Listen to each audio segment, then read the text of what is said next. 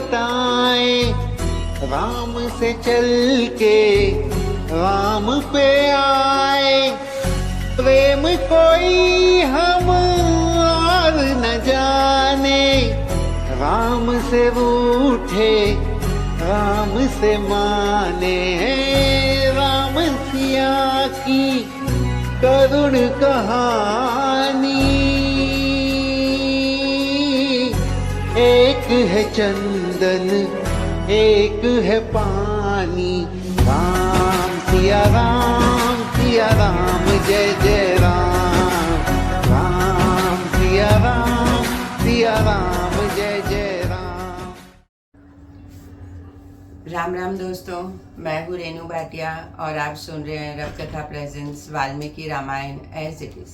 ये है 58th episode Kishkindha कांड भाग 6। उस घोर संकट में पड़ी हुई शोक पीड़ित तारा अत्यंत विहल हो गिरती पिटती तीव्र गति से महेंद्र तुल्य दुर्जय वीर महानुभाव भगवान श्री राम के समीप गई। शोक के कारण वह अपने शरीर की भी सुध-बुध खो बैठी थी। भगवान श्री राम विशुद्ध अंतकरण वाले तथा युद्ध स्थल में सबके अधिक निपुणता के कारण लक्ष्य भेदने में अचूक थे। उनके पास पहुंचकर वह वीर मनस्वी तारा इस प्रकार बोली, रघुनंदन, आप अप्रमेय हैं, देश काल और वस्तु की सीमा से रहित हैं। आपको पाना बहुत कठिन है। आप जितेंद्रिय और उत्तम धर्म का पालन करने वाले हैं। आपकी कीर्ति कभी नष्ट नहीं होती। आप दूरदर्शी और पृथ्वी के समान क्षमाशील हैं। आपकी आंखें कुछ कुछ लाल हैं। आपके हाथ में धनुष और बाण शोभा पा रहे हैं। आपका बल महान है। आप सदृढ़ शरीर से संपन्न हैं और मनुष्य शरीर से प्राप्त होने वाले लौकिक सुख का परित्याग करके भी दिव्य शक्ति के ऐश्वर्य से युक्त हैं। अंत में प्रार्थना करती हूँ कि आपने जिस बाण से मेरे प्रियतम पति का वध किया है, उसी बाण से आप मुझे भी मार डालिए। मैं मरकर उनके समीप चली जाऊंगी। वीर, मेरे बिना बाली कहीं भी सुख नहीं रह सकेंगे। अमल कमल दलोचन राम, स्वर्ग में जाकर भी जब बाली सब और दृष्टि डालने पर मुझे नहीं देखेंगे, तब उनका मन वहां कदापि नहीं लगेगा। नाना प्रकार के लाल फूलों से विभूषित चोटी धारण करने वाली तथा विचित्र वेशभूषा से मनोहर प्रतीत होने वाली स्वर्ग की अप्सराओं को वह कभी स्वीकार नहीं करेंगे। वीरवर, स्वर्ग में भी वाली मेरे बिना शोक का अनुभव करेंगे और उनके शरीर की कांति फीकी पड़ जाएगी। वे उसी दुख से दुखी रहेंगे जैसे गिरिराज ऋषिमुख के सुरमय तट प्रांत में विदय नंदिनी सीता के बिना आप कष्ट अनुभव कर रहे हैं। स्त्री के बिना युवा पुरुष को जो दुख उठाना पड़ता है, उसे आप अच्छी तरह जानते हैं। इस तत्व को समझकर आप मेरा वध करिए, जिससे वाली को मेरे विरह का दुख न भोगना पड़े। महाराज कुमार, आप महात्मा हैं, इसलिए यदि ऐसा चाहते हो कि मुझे स्त्री हत्या का पाप न लगे, तो ये बाली की आत्मा ऐसा समझकर मेरा वध कीजिए, इससे आपको स्त्री हत्या का पाप नहीं लगेगा। शास्त्र युक्त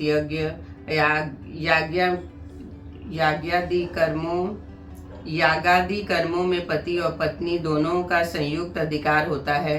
पत्नी को साथ लिए बिना पुरुष यज्ञ धर्म का अनुष्ठान नहीं कर सकता। इसके सिवा नाना प्रकार की वैदिक श्रुतियां भी पत्नी को पति का आधा शरीर बतलाती है। दूसरी स्त्रियों का अपने पति से अभिन्न होना सिद्ध होता है। अंत मुझे मारने में आपको स्त्री वध का पाप नहीं लगेगा और बाली को स्त्री की प्राप्ति हो जाएगी, क्योंकि संसार में ज्ञानी पुरुषों की दृष्टि में स्त्री दान से बढ़कर दूसरा कोई दान नहीं है। वीर शिरोमणे, यदि भगवान की ओर दृष्टि रखते हुए आप भी मुझे मेरे प्रियतम बाली को समर्पित कर देंगे, तो इस दाने के प्रभाव से मेरी हत्या करने पर आपको पाप नहीं लगेगा। मैं दुखिनी और अनाथ हूँ, पति से दूर हो गई हूँ। ऐसी दशा में मुझे जीवित छोड़ना आपके लिए उचित नहीं है। नरेंद्र, मैं सुंदर और बहुमूल्य श्रेष्ठ स्वर्ण मालाओं से अलंकृत और गजराज के समान विला संयुक्त गति से चलने वाले बुद्धिमान वानर श्रेष्ठ बाली के बिना अधिक काल तक जीवित नहीं रह सकूंगी। तारा के ऐसे कहने पर महात्मा भगवान श्री राम ने उसे आश्वासन देकर हित बात कही। वीर पत्नी, तुम मृत्यु विषयक विपरीत विचार का त्याग करो, क्योंकि विधाता ने संपूर्ण जगत की सृष्टि की है। विधाता ने ही सारे जगत को सुख और दुख से संयुक्त किया है। यह बात साधारण लोग भी कहते हैं और जानते हैं। तीनों लोक के प्राणी विधाता के विधान का उल्लंघन नहीं कर सकते, क्योंकि सभी उसके अधीन हैं। तुम्हें पहले की ही भांति अत्यंत सुख और आनंद की प्राप्ति होगी और तुम्हारा पुत्र युवराज पद प्राप्त करेगा। विधाता का ऐसा ही विधान है। शूरवीरों की स्त्रियां इस प्रकार विलाप नहीं करती। अंत तुम भी शोक छोड़कर शांत हो जाओ। शत्रुओं को संताप देने वाले परम प्रभावशाली महात्मा श्री राम के इस प्रकार सांत्वना देने पर सुंदर वेश और रूप वाली वीर पत्नी तारा, जिसके मुख से विलाप की ध्वनि निकलती रहती थी, चुप हो गई। उसने रोना धोना छोड़ दिया। लक्ष्मण सहित श्री रामचंद्र जी सुग्रीव आदि के शोक से उसके समान ही दुखी थे। उन्होंने सुग्रीव, अंगद और तारा को सांत्वना देते हुए इस प्रकार कहा, शोक संताप करने से मरे हुए जीव का कोई भलाई नहीं होती। अब आगे जो कुछ कर्तव्य है उन्हें तुम्हें विधि पूर्वक संपन्न करना चाहिए। तुम सब लोग बहुत आंसू बहा चुके, अब उसकी आवश्यकता नहीं है। लोकाचार का भी पालन होना चाहिए। समय बिताकर कोई भी विहित कर्म नहीं किया जा सकता, क्योंकि उचित समय पर न किया जाए तो उसका कर्म का कोई फल नहीं होता। जगत में काल ही सबका कारण है, वही समस्त कर्मों का साधन है, और काल ही समस्त प्राणियों को विभिन्न कर्मों में नियुक्त करने का कारण है, क्योंकि वही सबका प्रवर्तक है। कोई भी पुरुष न तो स्वतंत्रता पूर्वक किसी काम को कर सकता है और न किसी दूसरे को ही उसमें लगाने की शक्ति रखता है। सारा जगत स्वभाव के अधीन है और स्वभाव का आधार काल है। काल ही काल का अपनी की हुई व्यवस्था का उल्लंघन नहीं कर सकता। वह काल कभी क्षीण नहीं होता। स्वभाव को पाकर कोई भी उसका उल्लंघन नहीं करता। काल का किसी के साथ कोई भाईचारा, मित्रता या अथवा जाति बिरादरी का संबंध नहीं है। उसके वश में करने का कोई उपाय नहीं है और उस पर किसी का पराक्रम नहीं चल सकता। कारण स्वरूप भगवान काल जीवन भी वश में नहीं है। अंत साधुदर्शी देवकी पुरुष को सब कुछ काल का ही परिणाम समझना चाहिए। धर्म, अर्थ और काम भी काल कर्म से ही प्राप्त होते हैं। मेरे द्वारा मारे जाने के कारण वानर राज वाली शरीर से मुक्त हो अपनी शुद्ध स्वरूप को प्राप्त हुए हैं। नीति शास्त्र के अनुकूल साम, दाम और अर्थ के समुचित प्रयोग से मिलने वाले जो पवित्र कर्म है वह सभी उन्हें प्राप्त हो जाए। महात्मा वाली ने पहले अपने धर्म के संयोग से जिस पर विजय पाई थी, उसी स्वर को इस समय युद्ध में प्राणों की रक्षा न करके उन्होंने अपने हाथों में कर लिया है। वही श्रेष्ठ सर्वश्रेष्ठ गति है जिसे वानरों के सरदार वाली ने प्राप्त किया है। अंत अब उनके लिए शोक करना व्यर्थ है। इस समय तुम्हारे सामने जो कर्तव्य उपस्थित है उसे पूर्ण करो। श्री रामचंद्र जी की बात समाप्त होने पर शूरवीरों का संहार करने वाले लक्ष्मण ने, जिनकी विवेक शक्ति नष्ट हो गई थी, उन सुग्रीव से नम्रता पूर्वक इस प्रकार कहा, सुग्रीव, अब तुम अंगद और तारा के साथ रहकर वाली के दाह संस्कार संबंधी प्रेत कार्य करो। सेवकों को आज्ञा दो, वह वाली के दाह संस्कार के निमित्त प्रचुर मात्रा में सूखी लकड़ियां और दिव्य चंदन ले आवे। अंगद का चित्त बहुत दुखी हो गया है, इन्हें धैर्य बंधाओ। तुम अपने मन में मूढ़ता न लो, किन कर्तव्य विमूढ़ न बनो, क्योंकि यह सारा नगर तुम्हारे ही अधीन है।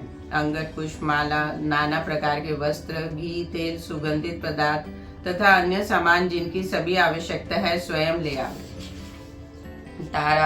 तार तुम शीघ्र ही वेग पूर्वक एक पालकी ले आओ, क्योंकि इस समय अधिक फुर्ती दिखानी चाहिए। ऐसे अवसर पर वही लाभदायक होता है। पालकी को उठाकर ले चलने के योग्य जो बलवान एवं समर्थ वानर हो वह तैयार हो जाए, वह ही वाली को यहाँ से शमशान भूमि ले चलेंगे। सुग्रीव के ऐसा कहने पर शूरवीरों का संहार करने वाले सुमित्रा नंदन लक्ष्मण अपने भाई के पास जाकर खड़े हो गए। लक्ष्मण की बात सुनकर तारा के मन में हड़बड़ी मच गई। वह शिविका ले आने के लिए शीघ्रता पूर्वक किष्किंधा नामक गुफा में गया। वहां से शिविका ढोने के योग्य शूरवीर वानरों द्वारा कंधों पर उठाई हुई उस शिविका को साथ लेकर तार फिर तुरंत ही लौट आया।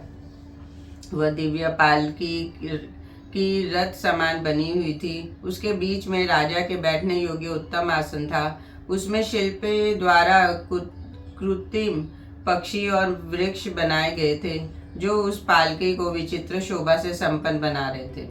वह शिबिका चित्र के रूप में बने हुए पैदल सिपाहियों से भरी प्रतीत होती थी। उसका निर्माण काल सब ओर से बड़ा सुंदर दिखाई देती थी। देखने में वह सिद्ध के विमान सी प्रतीत होती थी। उसमें कई खिड़कियां बनी थी जिनमें जालियां लगी हुई थी।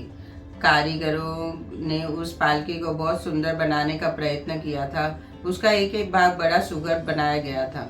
आकार में वह बहुत बड़ी थी। उसके लकड़ियों के क्रीड़ा पर्वत बने हुए थे। वह मनोहर शिल्प कर्म से सुशोभित थे। सुंदर आभूषण और हीरों से उसको सजाया गया था। विचित्र फूलों से उसकी शोभा बढ़ाई गई थी। शिल्पियों द्वारा निर्मित गुफा और वन से वह संयुक्त थी तथा लाल चंदन द्वारा उसे विभूषित किया गया था। नाना प्रकार के पुष्प समूह द्वारा वह सब ओर से आच्छादित थी और प्रातः काल के सूर्य की भांति अरुण कांति वाली दीप्तिमती पद्म मालाओं से अलंकृत थी। ऐसे पालकी का अवलोकन करके श्री रामचंद्र जी ने लक्ष्मण की ओर देखते हुए कहा, अब वाली को शीघ्र ही यहाँ से शमशान भूमि ले जाया जाए और उनका प्रेत कार्य किया जाए। तब अंगद के साथ करुण क्रंदन करते हुए सुग्रीव ने वाली के शव को उठाकर उस शिबिका में रखा। मृत वाली को शिबिका में चढ़ाकर उन्हें नाना प्रकार के अलंकारों, फूलों के गजरे और भांति भांति के वस्त्रों से विभूषित किया। तदनंतर वानरों के स्वामी राजा सुग्रीव ने आज्ञा दी कि मेरे बड़े भाई का अवैध दैहिक संस्कार शास्त्रानुकूल विधि से संपन्न किया जाए। आगे आगे बहुत से वानर नाना प्रकार के बहुसंख्यक रत्न लुटाते चले उनके पीछे शिबिका चले। यह भूतल पर राजाओं के अवैध दैहिक संस्कार उनकी बढ़ी हुई समृद्धि के अनुसार जैसे धूमधाम से होते देखे जाते हैं, उसी प्रकार अधिक धन लगाकर सब वानर अपने स्वामी महाराज वाली का अत्यंती संस्कार करें। तब तार आदि वानरों ने वाली के अवैध दैहिक संस्कार का शीघ्र वैसा ही आयोजन किया। जिनके संबंध वाली मारे गए थे वह सबके सब वानर अंगद को हृदय से लगाकर शीघ्रता पूर्वक वहां से रोते हुए शव के साथ चले। उनके पीछे वाली के अधीन रहने वाले सभी वानर पत्नियां समीप आकर हा वीर कहती हुई अपनी प्रियतम को पुकार पुकार कर बारंबार रोने चिल्लाने लगी। जिनके जीवन धन का वध किया गया था वह तारा अब सारी वानरिया करुणा स्वर से विलाप करती हुई अपने स्वामी के पीछे पीछे चलने लगी। उनके भीतर रोती हुई वह वानर वधुओं के रोदन शब्द से गूंजते हुए वन और पर्वत भी सब और रोते हुए प्रतीत होते थे।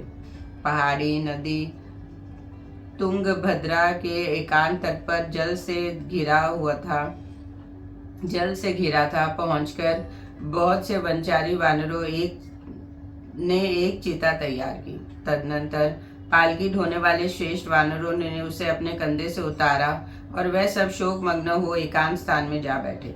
तत्पश्चात तारा ने शिबिका में सुलाए हुए अपने पति के शव को देखकर उनको मस्तक को अपने गोद में ले लिया और अत्यंत दुखी होकर वह विलाप करने लगी। हा वानरों के महाराज, हा मेरे दयालु प्राणनाथ, हा परम पूज्य महावीर वीर, हा मेरे प्रियतम, एक बार मेरी ओर देखो तो सही। इस शोक पीड़ित दासी की ओर तुम दृष्टिपात क्यों नहीं करते हो? दूसरों को मान देने वाले प्राण वल्लभ, प्राणों के निकल जाने पर भी तुम्हारा मुख जीवित अवस्था की भांति अस्ताचल वृत्ति सूर्य समान अरुण प्रभाव से युक्त एवं प्रसन्न ही दिखाई देता है। वानरराज, श्री राम के रूप में यह काल ही तुम्हें खींचकर लिए जा रहा है, जिसने युद्ध के मैदान में एक ही बाण मारकर हम सबको विधवा बना दिया। महाराज, तुम्हारी सारी वानरियां जो वानरों के भांति उछल चलना नहीं जानती, तुम्हारे पीछे पीछे बहुत दूर के मार्ग पर पैदल ही चली आई है। इस बात को क्या तुम नहीं जानते? वानरराज, जो तुम्हें परम प्रिय थी वह तुम्हारी सभी चंद्रमुखी भार्याएं यहाँ उपस्थित है। तुम इन सबको तथा अपने भाई सुग्रीव को भी इस समय क्यों नहीं देख रहे हो? राजन, ये तार आदि तुम्हारे सचिव तथा ये पूर्वासी जन तुम्हारे चारों ओर घेर कर दुखी हो रहे हैं। शत्रुदमन, आप पहले की भांति इन मंत्रियों को विदा कर दीजिए, फिर हम सब प्रेमोन्मत्त होकर इन वनों में आपके साथ क्रीड़ा करेंगे। पति के शोक में डूबी हुई तारा को इस प्रकार विलाप करते देख उस समय शोक से दुर्बल हुई अन्य वानरियों ने उसे उठाया। उसके बाद संताप पीड़ित इंद्रियों वाले अंगद ने रोते रोते सुग्रीव की सहायता से पिता को चिता पर रखा। फिर शास्त्र विधि के अनुसार उसमें आग लगाकर उन्होंने उनकी प्रदक्षिणा की। उसके बाद यह सोचकर कि मेरे पिता लंबी यात्रा के लिए प्रस्थित हुए हैं, अंगद की सारी इंद्रियां शोक से व्याकुल हो गई। इस प्रकार विधिवत वाली का दाह संस्कार करके सभी वानर जलांजलि देने के लिए पवित्र जल से भरी हुई कल्याणमयी तुंगभद्रा नदी के तट पर आए। वहां अंगद को आगे रखकर सुग्रीव और तारा सहित सभी वानरों ने वाली के लिए एक साथ जलांजलि दी।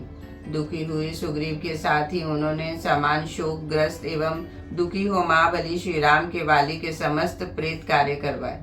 इस प्रकार इक्ष्वाकु वंश शिरोमणि श्री राम के बाण से मारे गए श्रेष्ठ पराक्रमी और प्रज्वलित अग्नि के समान तेजस्वी सुविख्यात बाली का दाह संस्कार करके सुग्रीव उस समय लक्ष्मण सहित श्री राम के पास आए।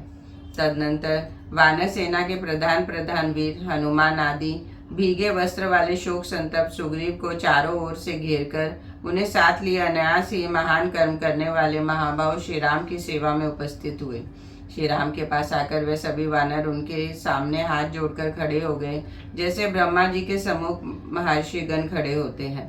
तत्पश्चात स्वर्णमय मेरु पर्वत के समान सुंदर एवं विशाल शरीर वाले वायु पुत्र हनुमान जी, जिनका मुख प्रत्येक काल में सूर्य के भांति अरुण प्रभा से प्रकाशित हो रहा था, दोनों हाथ जोड़कर बोले, ककुत्स्य कुलनंदन, आपकी कृपा से सुग्रीव को सुंदर दाढ़ वाले पूर्ण बलशाली एवं महामनस्वी वानरों का यह विशाल साम्राज्य प्राप्त हुआ है, जो इनके बाप दादों के समय से चला आ रहा है। प्रभु, यदि इसकी मिलना बहुत ही कठिन था, तो भी आपके प्रसाद से यह इन्हें सुलभ हो गया है।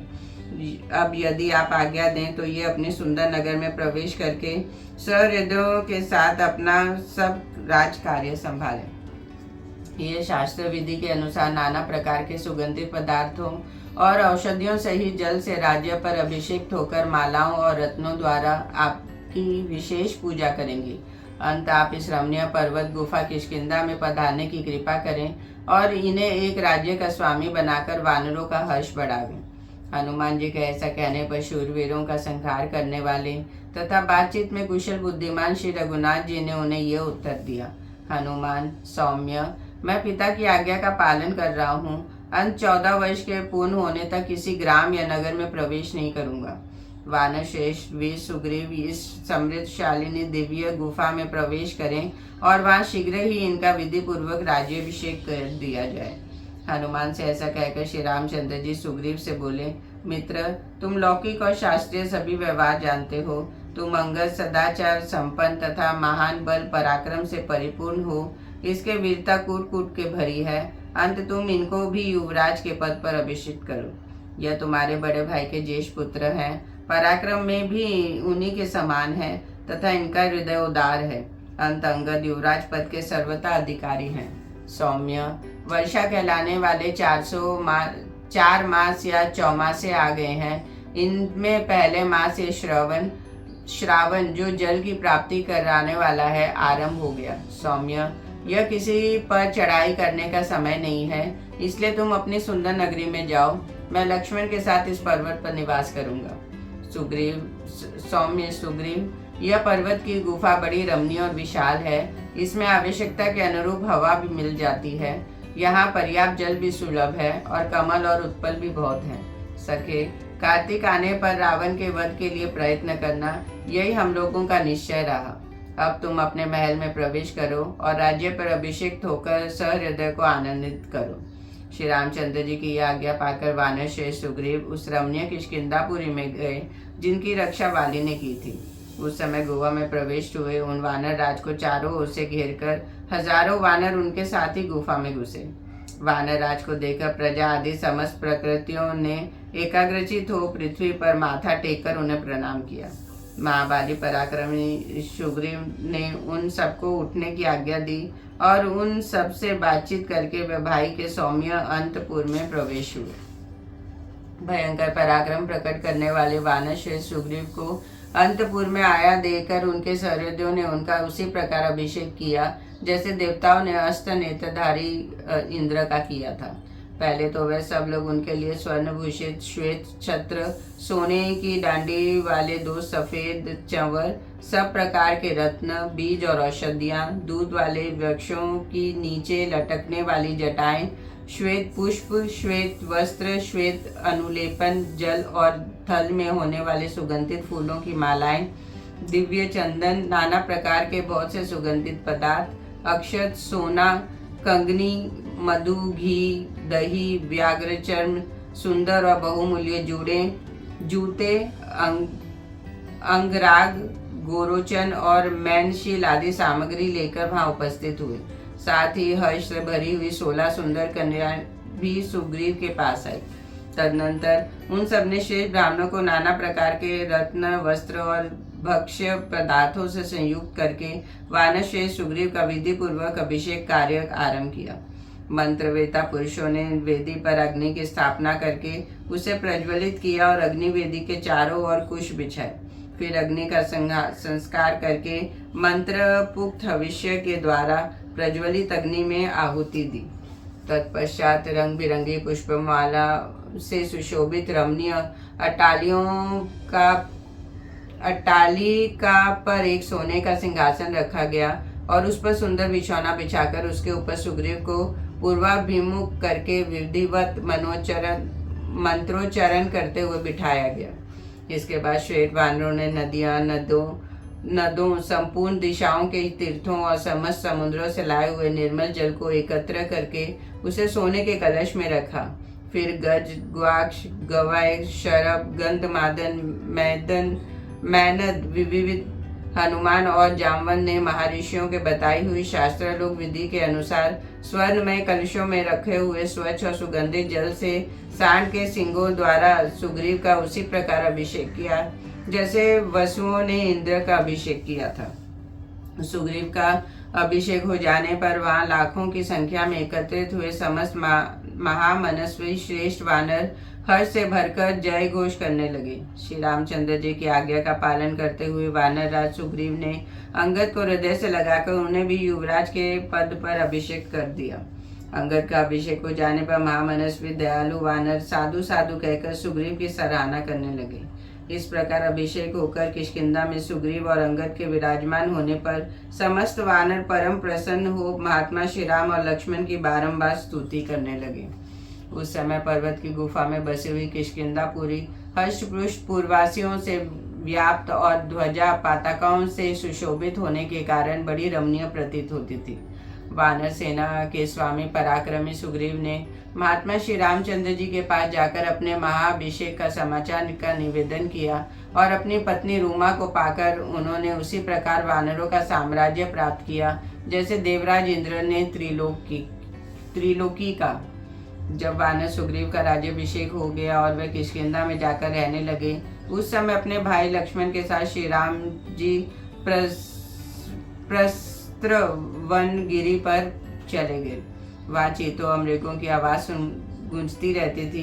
भयंकर गर्जना करने वाले सिंह से वह स्थान भरा था। नाना प्रकार की झाड़ियों और लताएं उस पर्वत को आच्छादित किए हुए थी और घने वृक्षों के द्वारा वह सब ओर से व्याप्त थी। रीछ, वानर, लंगूर और बिलाव आदि जंतु वहाँ निवास करते थे। वह पर्वत मेघों के समूह का सा जान पड़ता था। दर्शन करने वाले लोगों के लिए वह सदा ही मंगलमय और पवित्र कारक था। उस पर्वत के शिखर पर एक बहुत बड़ी और विस्तृत गुफा थी। लक्ष्मण सहित श्री राम ने उसी का अपने रहने के लिए आश्रय लिया। रघुकुल का आनंद बढ़ाने वाले निष्पाप श्री रामचंद्र जी वर्षा का अंत होने पर सुग्रीव के साथ रावण पर चढ़ाई करने का निश्चय करके वहां आए थे। उन्होंने लक्ष्मी की वृद्धि करने वाले अपने विनय युक्त भ्राता लक्ष्मण से यह समुचित बात कही। शत्रुदमन, सुमित्रा कुमार, यह पर्वत की गुफा बड़ी ही सुंदर और विशाल है। यह हवा के आने जाने का भी मार्ग है। हम लोग वर्षा की रात में इसी गुफा के भीतर निवास करेंगे।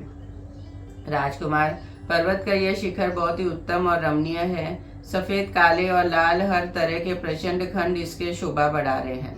यहाँ नाना प्रकार के धातुओं की खाने हैं। पास ही नदी बहती है, उसमें रहने वाले मेंढक यहाँ भी उछलते कूदते चले आते हैं। नाना प्रकार के वृक्ष समूह इसकी शोभा बढ़ाते हैं। सुंदर और विचित्र लताओं से यह शैल शिखर हरा भरा दिखाई देता है। भांति भांति के पक्षी यहाँ चहक रहे हैं और तथा सुंदर मोरों की मीठी बोली गूंज रही है।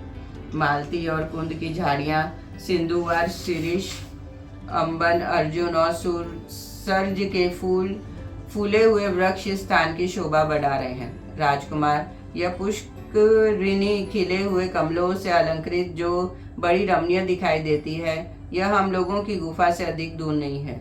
सौम्य, यहाँ का स्थान ईशान कोण की ओर से नीचा है। अंतर यहाँ यह गुफा हमारे निवास के लिए बहुत अच्छी रहेगी।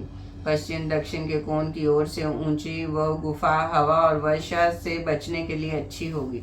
सुमित्रा नंदन, इस गुफा के द्वार पर समतल शिला है जो बाहर बैठने के लिए सुविधाजनक होने के कारण सुखदायिनी है।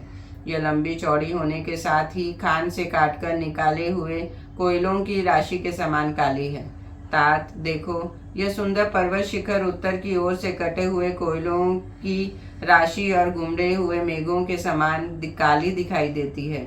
इसी तरह दक्षिण दिशा में इसके भी जो शिखर है वह श्वेत वस्त्र और कैलाश श्रृंग के समान श्वेत दिखाई देता है। नाना प्रकार की धातुएं उसकी शोभा बढ़ाती हैं। वह देखो, इस गुफा के दूसरी ओर त्रिकुट पर्वत के समीप बहने वाली मंदाकिनी के समान तुंगभद्रा नदी बह रही है। उसका सारा पश्चिम से पूर्व की ओर जा रहा है। उसकी धारा पश्चिम से पूर्व की ओर जा रही है। उसके कीचड़ का नाम भी नहीं है। चंदन, तिलक, साल, तमाल, अतिमुख, पदक, सरल और शोक आदि नाना प्रकार के वृक्षों से उस नदी की कैसी शोभा हो रही है। जलबेंत, तिमिर, बकुल, केतक, हिमताल, तिनिश, नीप, स्थलबेंत, अमिलतास आदि भांति भांति के तत्वर्ती वृक्षों का यहाँ तहाँ सुशोभित हुई यह नदी वस्त्राभूषणों से विभूषित श्रृंगार सज्जित युवती स्त्री के समान जान पड़ती है। सैकड़ों पक्षी समूह के संयुक्त हुई यह नदी उनके नाना प्रकार के कलरवों से गुजरती रहती है। परस्पर अनुरुक्त हुए चक्रवाक इस सरिता का शोभा बढ़ाते हैं। अत्यंत रमणीय तटों से अलंकृत नाना प्रकार के रत्नों से संपन्न तथा हंस और सारसों से सेवित यह नदी अपने हास्यस्था बिखेरी हुई जान पड़ती है। कहीं तो यह नील कमलों से ढकी हुई है और कहीं लाल कमलों से सुशोभित होती है और कहीं श्वेत और दिव्य कुमुद कलियों से शोभा पा रही है। सैकड़ों जल पक्षियों से सेवित और मोर एवं कौंच के कलरवों से मुखरित हुई यह सौम्य नदी बड़ी रमणीय प्रतीत होती है। मुनियों के समुदाय इसके जल का सेवन करते हैं। यह देखो, अर्जुन और चंदन वृक्षों की पंक्तियां कितनी सुंदर दिखाई देती है। मालूम होता है यह मन के संकल्प के साथ ही प्रकट हो गई है। शत्रुसूदन, सुमित्रा कुमार, यह स्थान अत्यंत रमणीय और अद्भुत है। यहाँ हम लोगों का मन बहुत खूब लगेगा। अंत यहीं रहना ठीक है। राजकुमार, विचित्र कानों से सुशोभित सुग्रीव की रमणीय किष्किंधापुरी भी यहाँ से अधिक दूर नहीं होगी। विजय वीरों में श्रेष्ठ लक्ष्मण, मृदंग की मधुर ध्वनि के साथ गरजते हुए वानरों के गीत और वाक का गंभीर घोष यहाँ से सुनाई देता है। निश्चय ही कपिश्रेष्ठ सुग्रीव अपनी पत्नी को पाकर राज्य को हस्तगत करके बड़ी भारी लक्ष्मी पर अधिकार प्राप्त करके सर्वहृदयों के साथ आनंद उत्सव मना रहे हैं। ऐसा कहकर श्री रामचंद्र जी लक्ष्मण के साथ उस प्रस्त्रवन पर्वत, जहाँ पर बहुत से कंदरों और कंजकों और कुंजों के दर्शन होते थे, निवास करने लगे। यद्यपि उस पर्वत पर परम सुख प्रदान करने वाले बहुत से फल फूल आदि आवश्यक पदार्थ थे, तथापि राक्षस द्वारा हरी गई प्राणों से भी बढ़कर आदरणीय सीता का स्मरण करते हुए भगवान श्री राम को वहाँ तनिक भी सुख नहीं मिलता था। विशेषतः उदयाचल पर उदित हुए चंद्रदेव का दर्शन करके रात में शैया पर लेट जाने पर भी उन्हें नींद नहीं आती थी। सीता के वियोग जनित शोक से आंसू बहाते हुए वह चेत से हो जाते थे। श्री राम को निरंतर शोकमग्न रहकर चिंता करते देख उनके दुख में समान रूप से भाग लेने वाले भाई लक्ष्मण ने उनसे विनय पूर्वक कहा, वीर, इस प्रकार व्यथित होने से कोई लाभ नहीं है। अंत आपको शोक नहीं करना चाहिए, क्योंकि शोक करने वाले पुरुष कभी मनोरथ के नष्ट हो जाते हैं। यह बात आपसे छिपी नहीं है। रघुनंदन, आप जगत में कर्मठ वीर तथा देवताओं का समादर करने वाले हैं, आस्तिक, धर्मात्मा और उद्योगी हैं। यदि आप शोकवश उद्यम छोड़ बैठे हैं तो पराक्रम के स्थान स्वरूप सम्रांगन में कुटिल धर्म करने वाले इस शत्रु का जो विशेषतः राक्षस है वध करने में समर्थ न हो सकेंगे। अंत आप अपने शोक से को जड़ से उखाड़ फेंकिए और उद्योग के विचार को सुस्थिर कीजिए, तभी आप परिवार सहित उस राक्षस का विनाश कर सकेंगे। काकुत्स्य, आप तो समुद्र, वन और पर्वत सहित समूची पृथ्वी को भी उलट सकते हैं, फिर उस रावण का संहार करना आपके लिए कौन बड़ी बात है। यह वर्षा काल आ गया है, अब शरद ऋतु की प्रतीक्षा कीजिए, फिर राज्य और सेना सहित रावण का वध कीजिएगा। जैसे राख में छिपी हुई आग को हवन काल में आहुति द्वारा प्रज्वलित किया जाता है, उसी प्रकार मैं आपके सोए हुए पराक्रम को जगा रहा हूँ, भूले हुए बल विक्रम की याद दिला रहा हूँ। लक्ष्मण के इस शुभ एवं हितकर वचन की सराहना करके श्री रघुनाथ जी ने अपनी स्नेही सहित सुमित्रा कुमार से इस प्रकार कहा। लक्ष्मण, अनुरागी, स्नेही, हितैषी और सत्य पराक्रमी वीर को जैसी बातें कहनी चाहिए वैसी ही तुमने कही है। लो, सब तरह का काम बिगाड़ने वाले शोक को मैंने त्याग दिया, अब मैं परिक्रम विषयक दुर्गश तेज को प्रोत्साहित करता हूँ।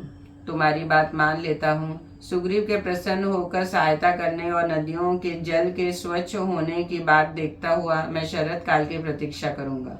जो वीर पुरुष किसी के उपकार से उपकृत होता है वह प्रत्युपकार करके उसका बदला अवश्य चुकाता है, किंतु यदि कोई उपकार को न मानकर या भुलाकर प्रत्युपकार को मुंह मोड़ लेता है वह शक्तिशाली श्रेष्ठ पुरुषों के मन को ठेस पहुंचाता है। श्री रामचंद्र जी के इस कथन को युक्ति युक्त मानकर लक्ष्मण ने उसकी भूरी भूरी प्रशंसा की और दोनों हाथ जोड़कर अपनी शुभ दृष्टि का परिचय देते हुए वह नयनाभिराम श्री राम से इस प्रकार बोले। नरेश्वर, जैसे कि आपने कहा है कि वानरराज सुग्रीव शीघ्र ही आपका ये सारा मनोरथ सिद्ध करेंगे, अंत आप शत्रु के संहार करने वाले दृढ़ निश्चय के लिए शरद काल की प्रतीक्षा कीजिए और इस वर्ष काल के विलंब को सहन कीजिए। क्रोध को काबू में रखकर शरद काल की राह देखिए। बरसात के 4 महीनों तक जो भी कष्ट हो उसे सहन कीजिए तथा शत्रु वध में समर्थ होने पर भी इस वर्ष काल को व्यतीत करते हुए मेरे साथ इस सिंह सेवित पर्वत पर निवास कीजिए। इस प्रकार वाली का वध और सुग्रीव का राज्याभिषेक करने के नंतर माल्यवान पर्वत के पुष्ट भाग में निवास करते हुए श्री रामचंद्र जी लक्ष्मण से कहने लगे, सुमित्रा नंदन, अब यह जल की प्राप्ति कराने वाला वह प्रसिद्ध वर्ष काल आ गया है। देखो, पर्वत के समान प्रतीत होने वाले मेघों से आकाश मंडल आच्छन्न हो गया है। यह आकाश स्वरूपा तरुणी सूर्य की किरणों द्वारा समुद्र का रस पीकर कार्तिक आदि 9 मासों तक धारण किए हुए गर्भ के रूप में जल रूपी रसायन को जन्म दे रहा है। इस समय मेघ रूपी सीढ़ियों द्वारा आकाश में चढ़कर गिरी मल्लिका और अर्जुन पुष्प की मालाओं से सूर्य देव को अलंकृत करना सरल सा लग रहा है। संध्या काल की लाली प्रकट होने से बीच में लाल तथा किनारों के भाव में श्वेत और स्तिग्न प्रतीत होने वाले मेघ खंडों से आच्छादित हुआ आकाश ऐसा जान पड़ता है मानो उसने अपने घाव में रक्त रंजित सफेद कपड़ों की पट्टी बांध रखी है। मन मंद हवा निश्वास सी प्रतीत होती है। सायंकाल की लाल चंदन बनाकर ललाट और अंगों को अनुरंजित कर रही है और मेघ रूपी कपोल कुछ कुछ पांडु वर्ण का प्रतीत होता है। इस तरह यह आकाश कामातुर पुरुष के समान जान पड़ता है। जो ग्रीष्म ऋतु में घाम से तप गई थी वह पृथ्वी वर्षा काल में नूतन जल से भीगकर सूर्य किरणों से तपी और आंसुओं से भीगी हुई शोक संतप्त सीता की भांति वाष्प विमोचन उशांता त्याग अथवा अश्रुपात कर रही है। मेघ के उदर से निकली कपूर की डली के समान ठंडी और केवड़ों की सुगंध से भरी हुई इस बरसाती वायु को मानो अंजलियों ने भरकर पिया जा सकता है। यह पर्वत जिस पर अर्जुन के वृक्ष खिले हुए हैं तथा जो केवड़ों के सुवासित हो रहे हैं, शांत हुए शत्रु वाले सुग्रीव की भांति जल की धाराओं से अभिषिक्त हो रहा है। मेघ रूपी काले मर्ग चर्म और वर्षा की धारा रूप यज्ञोपवीत धारण किए हुए वायु से पूरित गुफा वाले यह पर्वत ब्रह्मचारियों की भांति मानो वेदोध्ययन आरंभ कर रहे हैं। ये बिजलियां सोने के समान बने हुए कोड़ों के समान जान पड़ती है। इनकी मार खाकर मानो व्यथित हुआ आकाश अपने भीतर व्यक्त हुई मेघों को गंभीर गर्जना के रूप में आर्तनाद कर रहा है। नील मेघ का आश्रय लेकर प्रकाशित होती हुई यह विद्युत मुझ रावण के अंक में छटपटाती हुई तपस्विनी सीता के समान प्रतीत होती है। बादलों का लेप लग जाने से जिनमें ग्रह नक्षत्र और चंद्रमा का अदृश्य हो गए हैं, अंत व नष्ट हो गई है। जिनके पूर्व पश्चिम आदि भेदों का विवेक लुप्त सा हो गया है, वह दिशाएं उन कामियों को जिन्हें प्रेयसी का संयोग सुख सुलभ है हितकर प्रतीत होती है। सुमित्रा नंदन, देखो इस पर्वत के शिखरों पर खिले हुए कुटज जैसे शोभा पाते हैं। कहीं तो पहली बार वर्षा होने पर भूमि से निकले हुए भाप से व्याप्त हो रहे हैं और कई वर्ष के आगमन से अत्यंत उत्सुक हर्षफुल दिखाई दे रहे हैं। मैं तो प्रिय विरह के शोक में पीड़ित हूँ और यह कुटज पुष्प मेरी प्रेमाग्नि को उद्दप्त कर रहे हैं। धरती की धूल शांत हो गई है, अब वायु में शीतलता आ गई है। गर्मी के दोषों का प्रसार बंद हो गया है। भूपलों का युद्ध यात्रा युग गई है। परदेशी मनुष्य अपने अपने देश को लौट रहे हैं। मान सरोवर में निवास के लोभी हंस वहां के लिए प्रस्थित हो गए। इस समय चकवे अपनी प्रियसों से मिल रहे हैं। निरंतर होने वाली वर्षा के जल से मार्ग टूट फूट गए हैं, इसलिए उन पर रथ आदि नहीं चल रहे हैं। आकाश में सब और बादल छिटके हुए हैं। कहीं तो उन बादलों से ढक जाने के कारण आकाश दिखाई नहीं देता है और कहीं उनके फट जाने के स्पष्ट दिखाई देने लगता है। ठीक उसी तरह जैसे जिसकी तरंग मालाएं शांत हो गई हो, उस महासागर रूप कहीं तो पर्वत मालाओं से छिपे आ जाने के कारण कहीं नहीं दिखाई देता है और कहीं पर्वत का आवरण न होने से दिखाई देता है। इस समय पहाड़ी नदियां वर्षा के नूतन जल को बड़े वेग से बहा रही है। वह जल सर्ज और कदम्ब के फूलों से मिश्रित है और पर्वत के गेरू और धातुओं से लाल रंग के हो गई है तथा मयूरों के केका ध्वनि उस जल के कल नाद का अनुसरण कर रही है। काले काले भौरों के समान प्रतीत होने वाले जामुन के सरस फल आजकल लोग जी भरकर खाते हैं और हवा के वेग से हिले हुए आम के पके हुए बहुरंगी फल पृथ्वी पर गिरते रहते हैं।